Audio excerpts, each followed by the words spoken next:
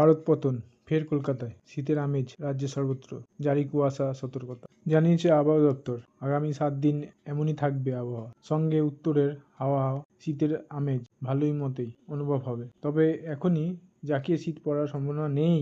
কলকাতার সর্বনিম্ন তাপমাত্রা 14 ডিগ্রির নিচে।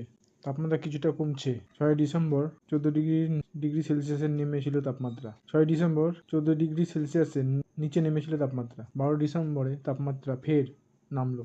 উত্তরে হাওয়া বইছে, সর্বনিম্ন তাপমাত্রা স্বাভাবিক থেকে নিচে। 7 দিনের তাপমাত্রা খুব বেশি তারতম্য নেই। 1 ডিগ্রি সেলসিয়াসের মধ্যে ওঠানামা করতে পারে। দক্ষিণবঙ্গে তাপমাত্রা 10 ডিগ্রি সেলসিয়াসে ঘুরছে।